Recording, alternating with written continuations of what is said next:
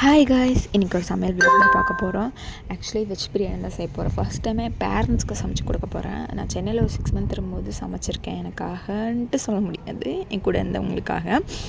So மெனக்கெட்டு எடுத்து சமைத்தேன். பட் ஆனால் ஏதோ ஓரளவுக்கு வந்து அவங்க மெனக்கெட்டு சாப்பிடலை. அதை நம்ம கஷ்டப்பட்டு ஒரு விஷயத்த செய்கிறோன்னா சாப்பிட்டு பார்த்துட்டாவது நல்லா இருக்குன்னு சொன்னோம். அதில் பண்ணதே கிடையாது. அவங்க என் பேரண்ட்ஸ்க்கு சமைச்சப்போ அவங்க வந்து சாப்பிட்டுட்டு நல்லா இருக்குன்னு ரிவ்யூவில் கொடுத்தாங்க.